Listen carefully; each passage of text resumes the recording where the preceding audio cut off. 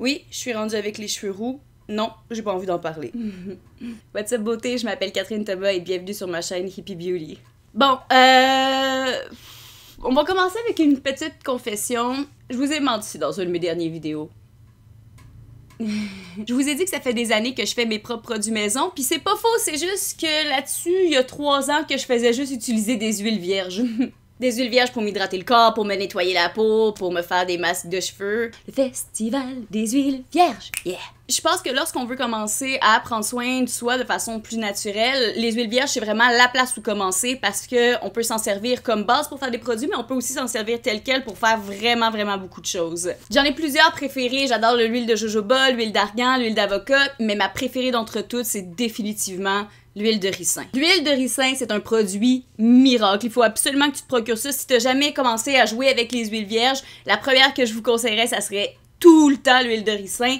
Pourquoi Catherine? Rapidement, un survol historique de l'huile de ricin. L'huile de ricin est utilisée depuis des millénaires, notamment en Égypte antique, où est-ce qu'on s'en servait pour hydrater la peau. Non seulement Cléopâtre se servait de cette huile-là pour se démaquiller, mais elle a été aussi utilisée beaucoup dans le fascisme italien.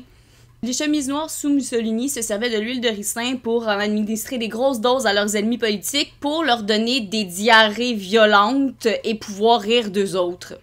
Je sais honnêtement pas si je trouve ça rassurant ou fucking plus terrifiant de me dire que les chemises noires de Mussolini avaient exactement le même sens de l'humour que mes cousins de 18 ans qui passent trop de temps sur Reddit parce qu'ils ont pas encore frenché de filles, ou qu'ils ont pas encore frenché de filles parce qu'ils passent trop de temps sur Reddit. En tout cas, c'est pas clair, mais c'est terrifiant les gens qui trouvent ça drôle des diarrhées. En fait, ça provoque des diarrhées parce que l'huile de ricin, c'est pas comestible. D'ailleurs, si vous l'achetez en magasin, l'huile de ricin va être vendue comme un laxatif naturel. En fait, c'est que l'acide ricinoléique altère les muqueuses intestinales. Ce que ça veut dire, c'est que ça va causer des pertes d'eau importantes et aussi des pertes importantes de ligonutriments.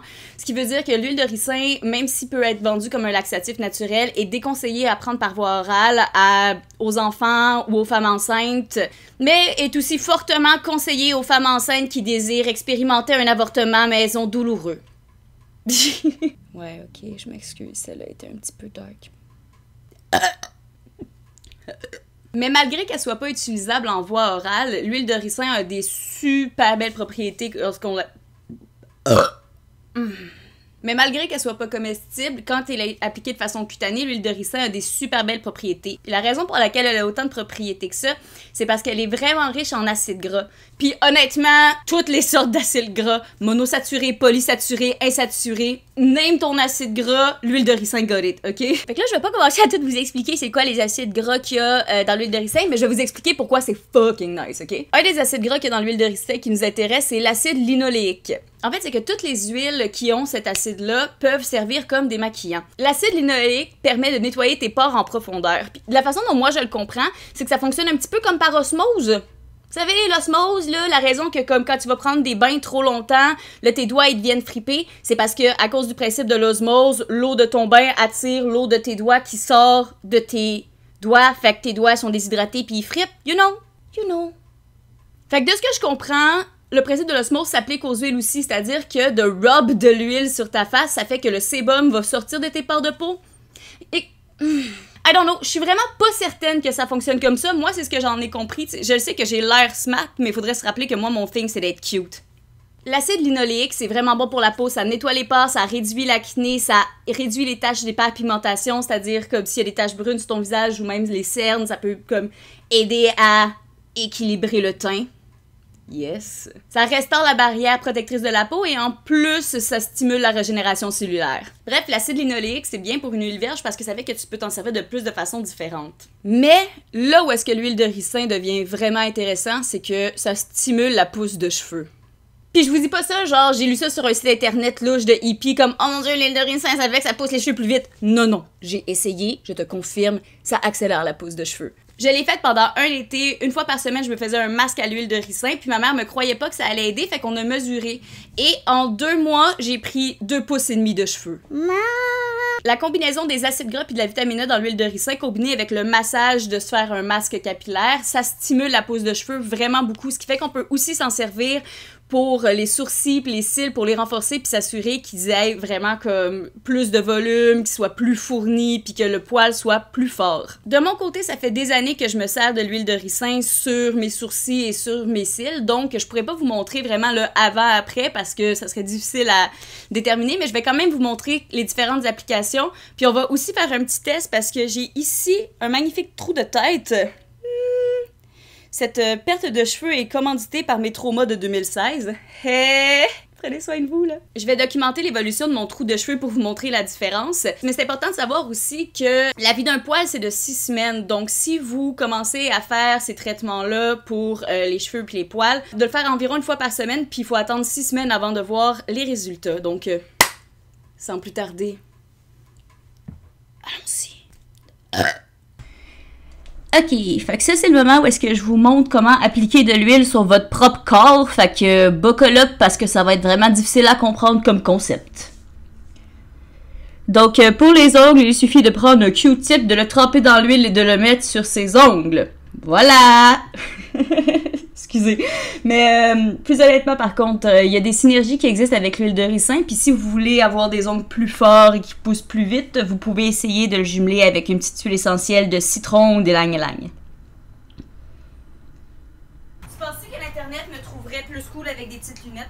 Non. Ok.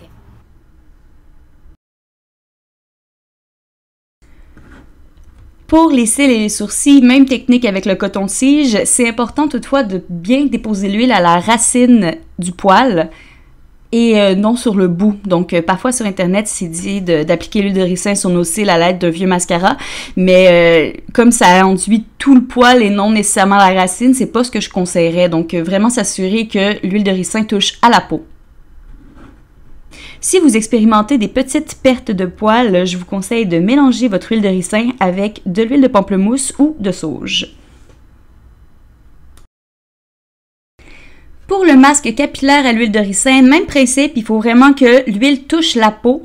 Donc, c'est bien important de masser son cuir chevelu avec l'huile de ricin. Je vais vous prévenir par contre que cette huile-là a un peu la texture de la mélasse, donc c'est pas si facile que ça à appliquer. Des fois, peut-être la diluer avec de l'huile de coco aussi, ça peut donner des bénéfices tout en s'appliquant un petit peu mieux. Si vous avez des pellicules, vous pouvez aussi mélanger votre huile de ricin avec de l'huile essentielle d'eucalyptus. Donc, pour ce qui est du nettoyant pour le visage, moi, je mélange mon huile de ricin avec de l'huile de jojoba parce que je trouve que ça me donne un beau teint, puis je suis paresseuse, fait que je mélange direct comme ça dans ma main, à la bonne franquette, zip zip, bam bam, boum boum, il n'y en a pas de problème. Donc, je peux m'en servir simplement pour me masser le visage pour briser mon maquillage, ou si je veux me faire un traitement en profondeur et vraiment recevoir tous les bénéfices de ces huiles-là. Oh, regarde, c'est tellement le fun de la face, là. Pour m'assurer de bien faire pénétrer les huiles, je peux aussi masser le visage avec une brosse en silicone et après ça enlever l'excédent avec une eau micellaire. Si vous luttez contre des taches pigmentaires, vous pouvez aussi mélanger votre petit mélange d'huile de jojoba et de ricin avec de l'huile essentielle de céleri ou de carotte. C'est tout pour moi pour cette semaine. Je m'appelle Catherine Thomas. Oh. C'est tout pour moi pour cette semaine. Merci d'avoir écouté Hippie Beauty. Je m'appelle Catherine Thomas. N'oubliez pas de mettre de la crème solaire.